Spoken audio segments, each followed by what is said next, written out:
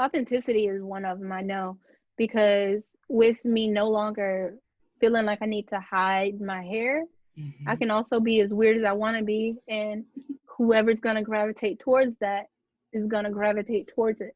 If you're always looking at, oh, I want my hair to be like them, Hmm. as opposed to,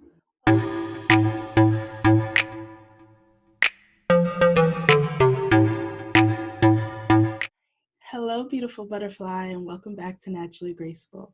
In this video, I am continuing the feature to interview Silver Sisters about their gray hair journey so that you guys can find out tips and advice on your journey. I'm going to let her now introduce herself to you guys, and then we'll get into the interview.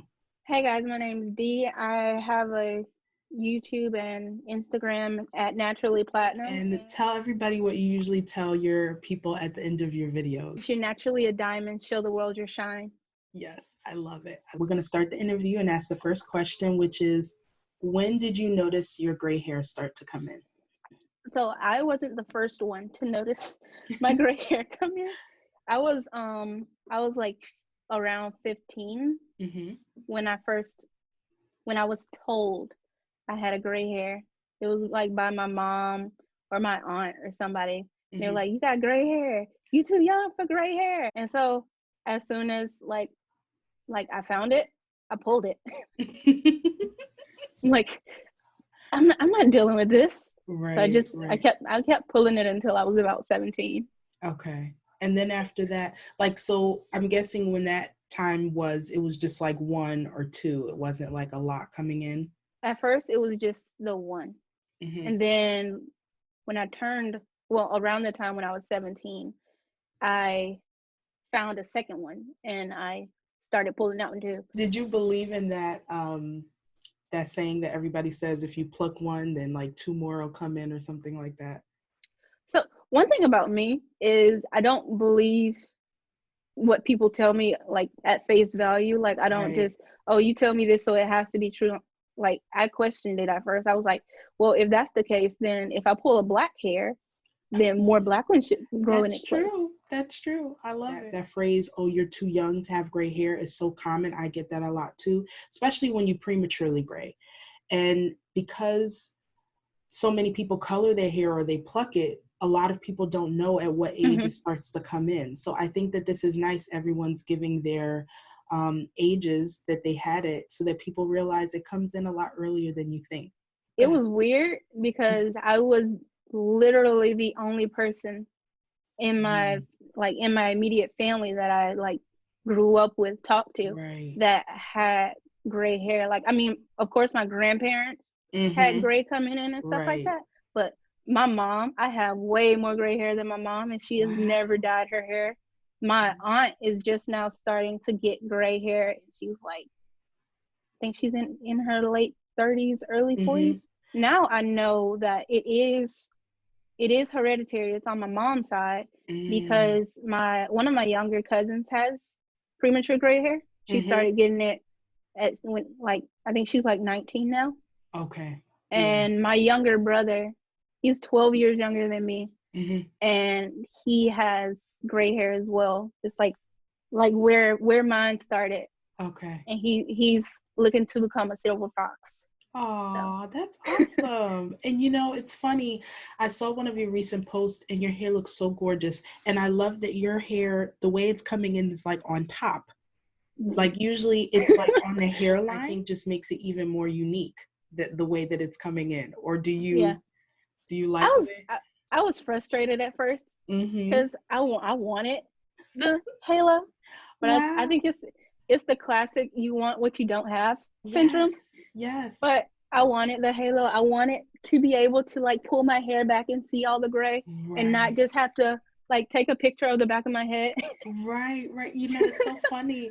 Um, what you just said, we want what we don't have, and we also don't know what we want. Like, Hmm. I didn't like my hairline at first, and then all of a sudden when it started to come in, I was like, oh, now I want all of my hair white, which is like so weird. I didn't think I would want that.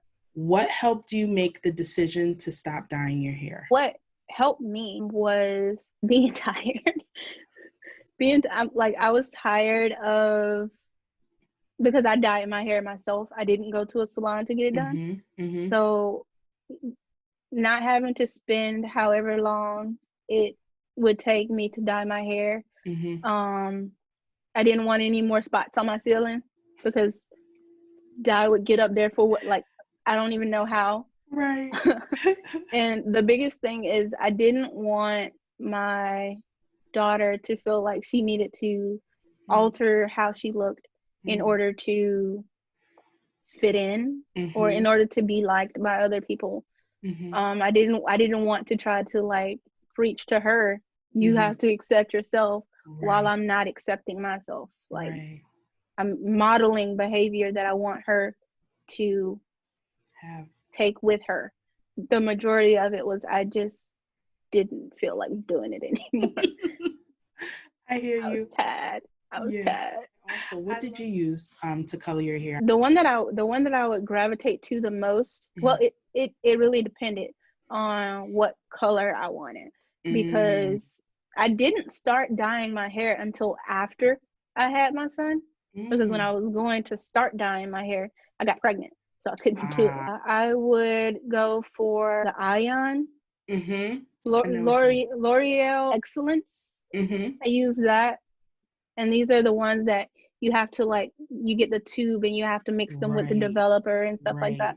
Because I have a background in cosmetology, so like I know my way around a little bit, and so that's what allowed me to be able to do it myself, because I would rather mess up my own hair than blame somebody else for messing up my hair, and then on top of that having to pay for it.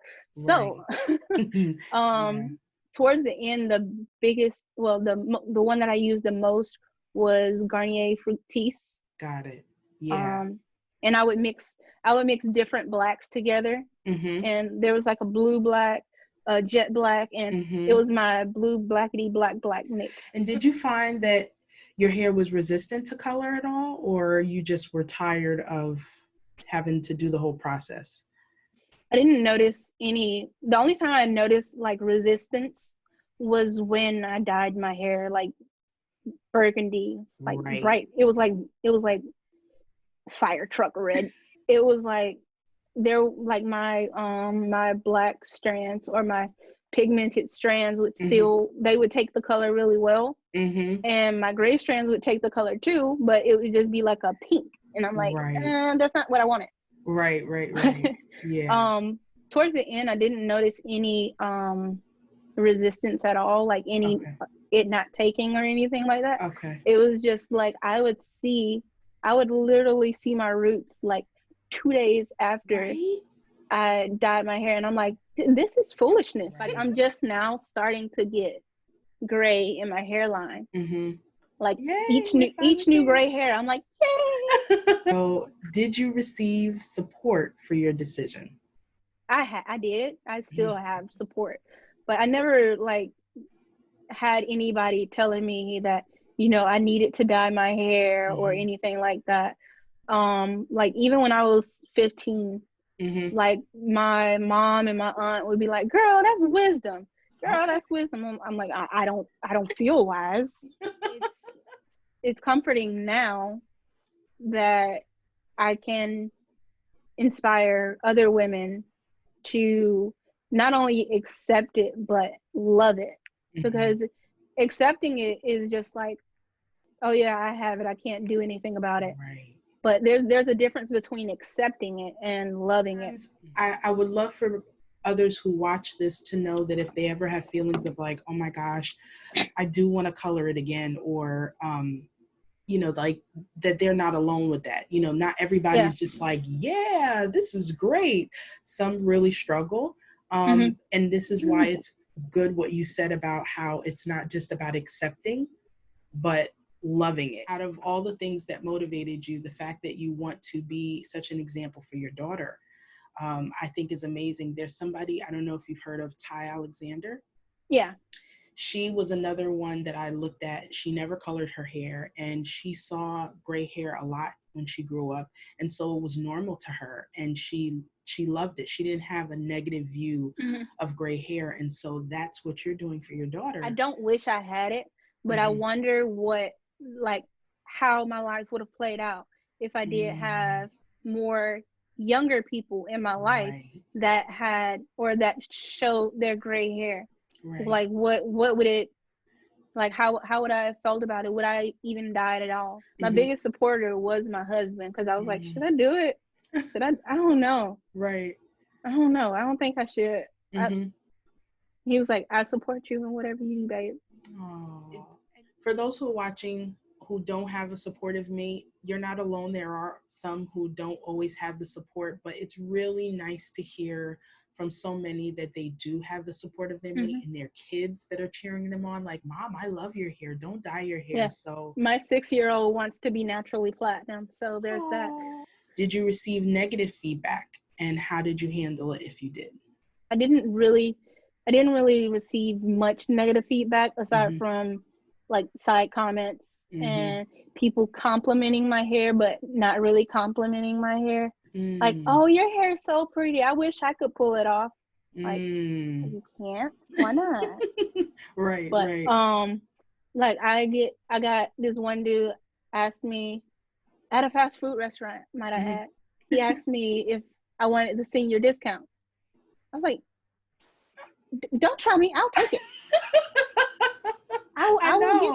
I'll get that $2 off. I get more compliments than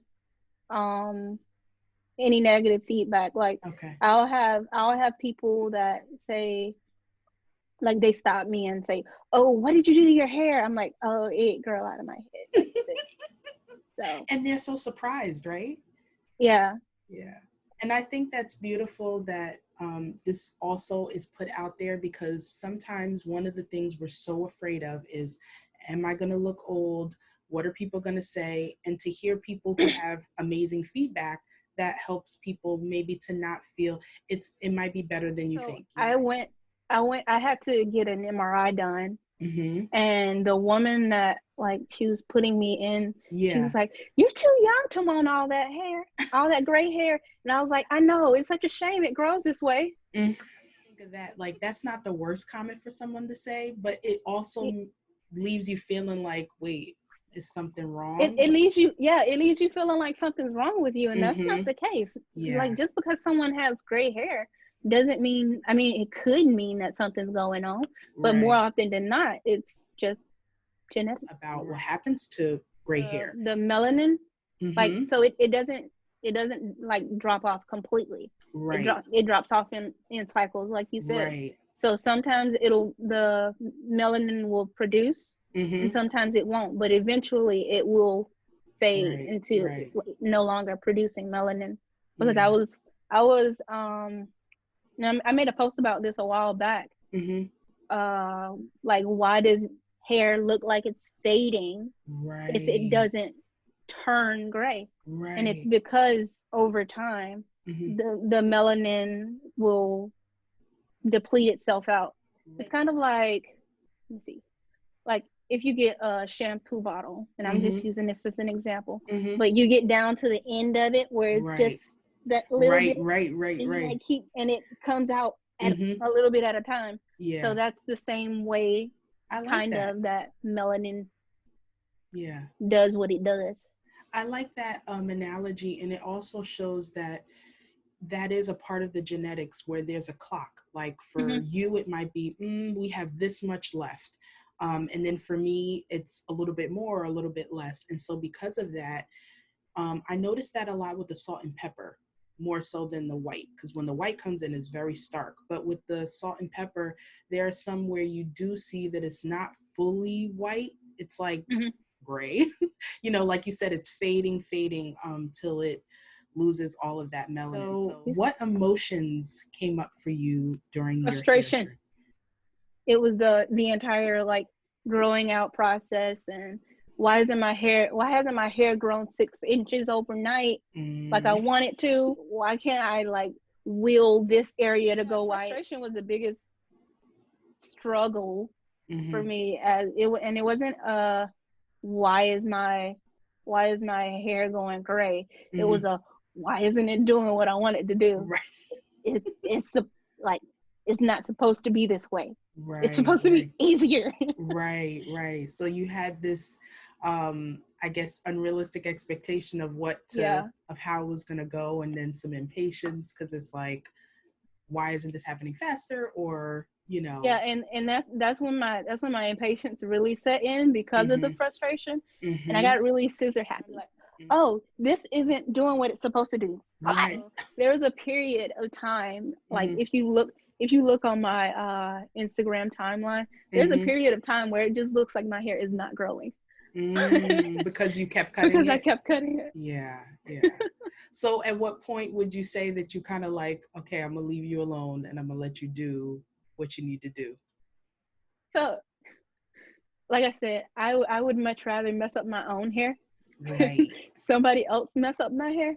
Right. So there's a this, because when I did get it cut really short, that's the shortest that I was mildly comfortable with the length of my hair. So I continued to flat iron it and stuff like that, and that damaged a lot of it. Like the curls were, I mean, they were there, but they were pretty much waves instead of curls. Right. So I would go in and cut the pieces that weren't curling right. And then this part up here, like, I cut a little too high. And so it was like a little poof right here. And then like all of this was like down, and I kept cutting it until I was okay with how it looked. And then like for a time I just threw my scissors up under my sink. Like, I didn't place them. I threw them all the way to the back. So I wouldn't pick them up. But I would still go in there and pick them up. Some of the emotions, do you find like this hair journey also helped you with like self-love? Most definitely. I know one of the biggest things was self-acceptance. And that's not just hair-wise. It's like accepting myself, accepting that, I am beautiful. I am like smart. I am this, I am that. It's one, I had to accept my hair color. I had to accept my hair pattern, accepting my body. So what was the hardest part for you? The hardest part was the impatience. And because I have a background in cosmetology, I felt more free to cut my hair, and I shouldn't have been cutting my hair. I should have left that to somebody else. But it was the impatience, and once I got to where I felt like I could just like with the dye, just leaving my hair alone. Right. Then I did that, and it's been, I think I haven't cut my hair. Well, I actually cut my hair this morning, but before this morning, okay, I haven't cut my hair since September. Awesome. And that's huge. Yeah. What part of the journey did you feel really happy with the decision that you made? I felt happy as soon as I started. Okay. That's not to say that, I wasn't frustrated. But if I felt like I needed to just hide my gray, I would use the L'Oreal Magic Root Cover Spray. I would spray that on my roots, and my hair was like orange at the time. It was like a brownish orange. It was terrible. Okay. But it looked like I went to the salon and got, like, how they have their hair one color up here and one color down. Do you think it helped that the way your hair grew in, that's helped you to kind of like, because I know for some, the first couple of inches of hair is like hard for them, like they're so used to dyeing it. But then once it starts to, like with Adelina, once it got down to a certain level and she saw more gray growth, she accepted it a little bit more. For you, it was more like, when is it going to come in more? Yeah.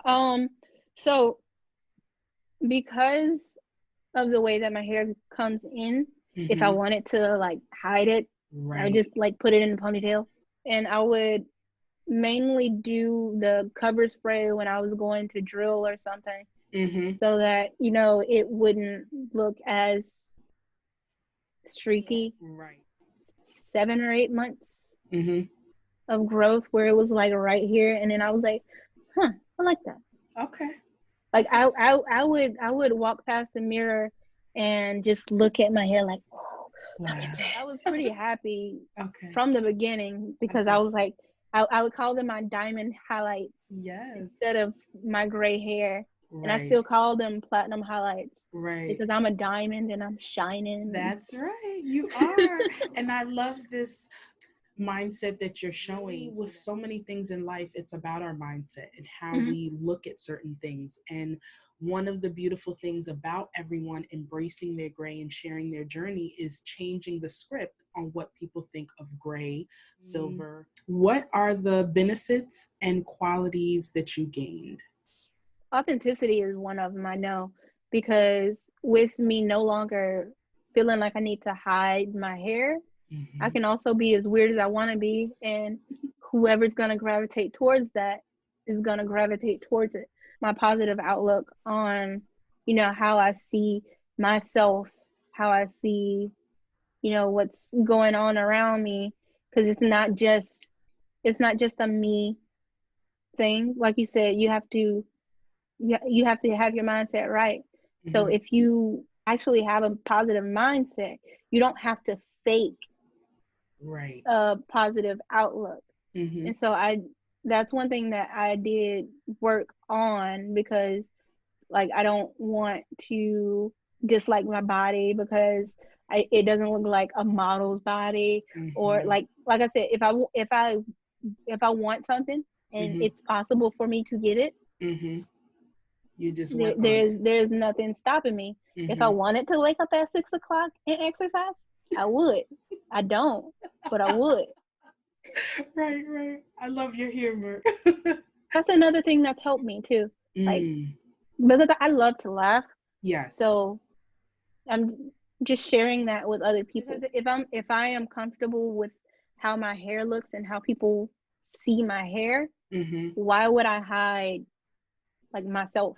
Right, right. So That's so awesome. I feel like what many people think is superficial, and in a sense it is, our hair, yeah. it goes deeper when you just look on the principle of just embracing a part of you. Your hair is a part of you. It's not you. It doesn't define you. It doesn't Hmm. define what beauty is, but it is a part of you. That's And also what I meant by um acceptance. accepting yourself.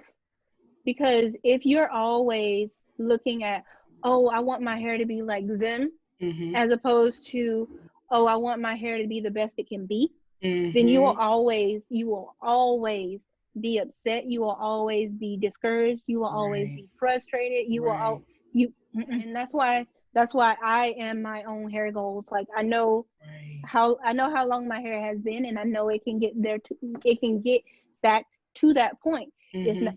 It's taking longer than I want it to, Right. but But it will. it's gonna get there.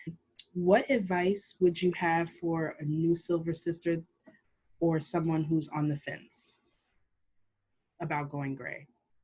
Do it for yourself. Don't do Mm-hmm. it for nobody else. Because if you do it for somebody else, you won't do it. If you start because someone wants you to start, Mm-hmm. it's not gonna last. You got to do it for yourself. You got to know what you want. You got to know what you're willing to put up with, what you're willing to take, and it's not gonna happen overnight. Mm-hmm. We all want 6 inches overnight, but 6 inches ain't gonna happen over. 6 inches might happen in a year. Right, right. Because that's But also something I think is genetic, right? Like how fast our hair grows, or. yeah, it's genetic, and it also depends on like inner factors as well. Mm-hmm. Mm-hmm. Like some people, they may get like an inch or an inch and a half growth every month, Mm-hmm. while other people get like 3 centimeters. I feel like I'm on a 3 centimeter end, but um, we gonna keep pushing. That's Like right. like my hair is longer than it looks. Right. Oh, well, definitely when you add the natural factor into that and But shrinkage, yeah, that shrinkage is a good thing. And it's important to note that like each individual strand of your hair basically grows at its own time. Right, right. So that's why like some areas that are right next to each other will be different lengths. Really? And that's That, like each strand has its own internal clock. right, right. It's either growing, resting, or I forgot the other one. Okay. Well, you know what? Shedding. Shedding is that's what it is. Okay, that's good for people to understand too. Any others who feel impatient, like, why isn't my hair? This is taking so long. And especially when you're growing it out, when you cut off all your hair, that's its own struggle with patience for it to grow out. But The sometimes, follicles on your scalp determine what type of hair you will have. So really, if your hair follicle is like a if your hair follicle is a circle, then right. you will have straight hair. But Mm, follicles are more oval shaped.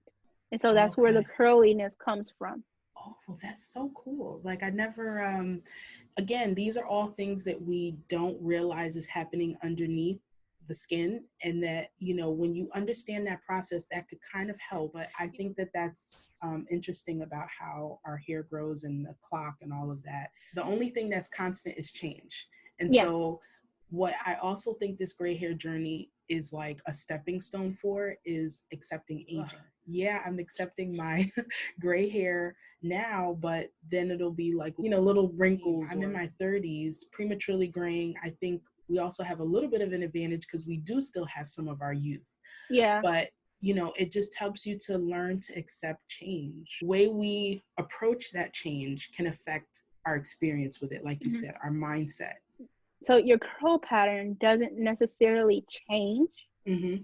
The health of your hair changes.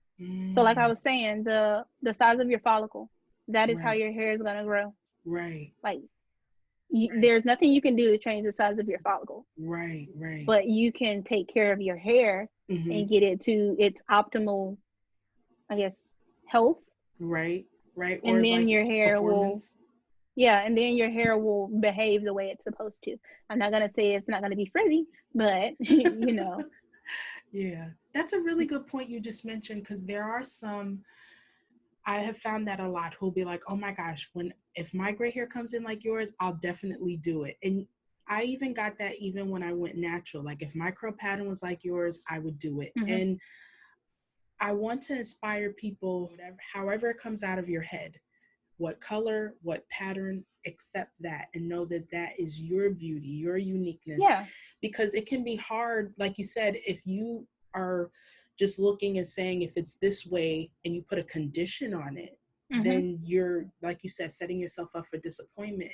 You know me and my sister. My sister has thicker hair than me. Her hair will do things my hair won't do. Work the way my hair works, I'm more content. But if I just kept looking at hers, I'd be, and my mom. My mom's gray and natural, and her hair is a lot thicker. And I'm like, I want that. So there are some who look to me and their hair is thinning or it's balding, or, like mm-hmm. you said, the health of your hair as you get older can change. Learning to accept that. And if it means you rock more hats, or you rock a shortcut, or like you said, you kind of, Get my India RE on and just shave it. yeah, you I'm make not my hair. it you make it work how it can work for you. The message with all of this is not just gray hair or natural hair. It's Mm-hmm. however yours is, embrace that, and it's okay. Yeah, and that's the same. That's what I was talking about earlier about Mhm. like accepting yourself to for Yes. yourself being your better self. Right, Like me looking at somebody with wavy hair, saying, "I wish my hair was like right, that." right, Well, right, I can damage my hair to get it like that, right, right. but but trying to make it grow out of my head that way, that's not going to happen. Mm-hmm. And I get that a lot with people that have a curl pattern like yours, Mm-hmm. and they're asking me, well, how can I get my hair to look like yours, or how can I get my hair Right, to look like your daughter's? I, right. you have to love you, baby. I think I'm so happy that I find with each interview some gem will definitely shine through. And I feel for ours, it's self acceptance, and like, it's okay, shine as you are. the diamond you are, and each diamond is different too, you know, like depending on the cuts. And you know, there's princess cut, there's, I don't know all of them. You're a special cut.